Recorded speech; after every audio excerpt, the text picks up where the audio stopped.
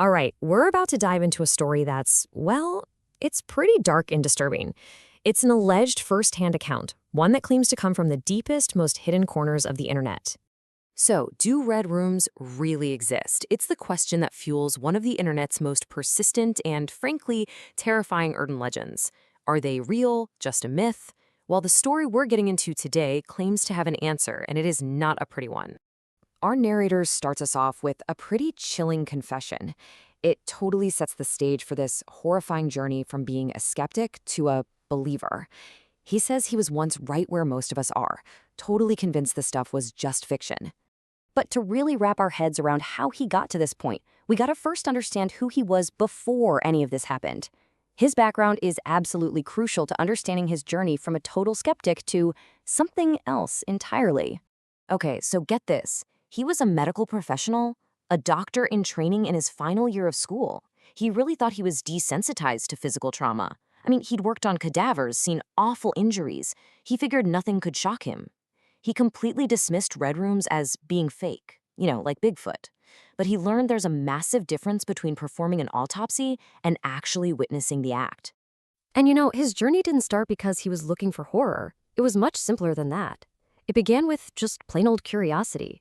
After friends showed him how to access the dark web, that hidden layer of the internet. And here, you can really see the progression. At first, he's just poking around looking at kind of mundane online markets for drugs and alcohol. Then, boredom kicks in, and that leads him to some way more disturbing sites, including one for human trafficking of minors. He was so horrified, he just stopped. Quit the dark web cold turkey for a whole month. But that nagging curiosity, that what-if feeling, it eventually pulled him right back in. And it's on that return visit that something different happens. While he's browsing, a chat box just suddenly materializes in the corner of his screen. And the message is just weird, super cryptic. It's not a hello, it's not a question. It's just this strange string of numbers and words. And this little message, it's the spark that ignites everything that follows. Now, this is where it gets really interesting, because he describes this intense internal conflict. It's like a war between two parts of his mind. You've got that impulsive voice, the one that tells you to do crazy things, just screaming, do it, do it. And then there's the cautious, rational brain yelling back, don't click that, it's obviously a trap. He ends up engaging. He types a single word. What? And he has no idea that this one simple action is about to pull him into a rabbit hole that he's never really going to climb out of. So after a really brief and strange chat, the mystery user sends him a link, offering to show him something he's never seen before. He hesitates, but of course, curiosity wins. He clicks. The link opens to a live feed, and it's exactly like the urban legends describe. There's a young woman tied to a chair. A man in a strange mask walks in, his voice all distorted by some kind of modulator, and then he announces to the audience that the bidding is about to start. And the chat on the side of the screen just erupts.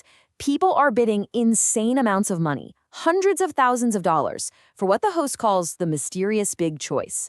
This wasn't just a performance, it was a high-stakes auction for a person's fate. So this bidding frenzy goes on for about 10 minutes, and the numbers just keep rocketing up.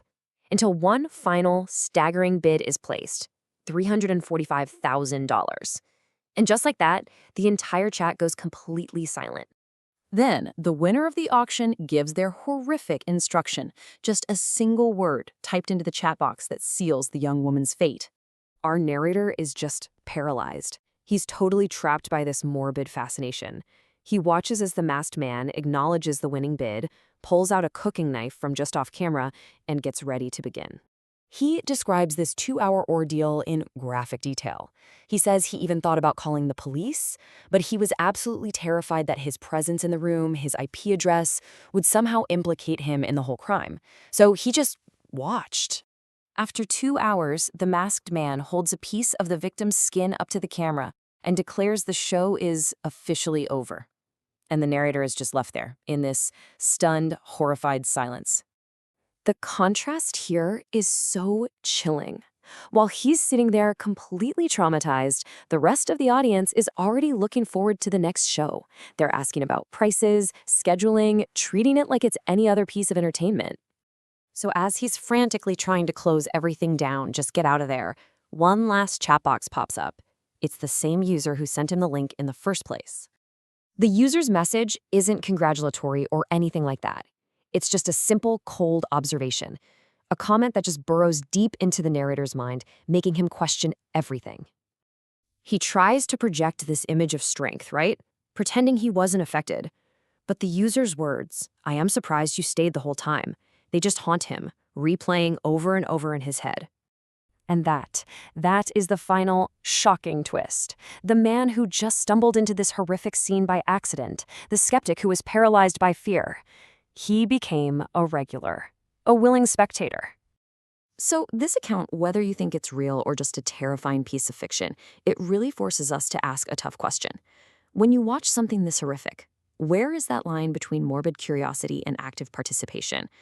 At what point does just being a spectator become a form of encouragement?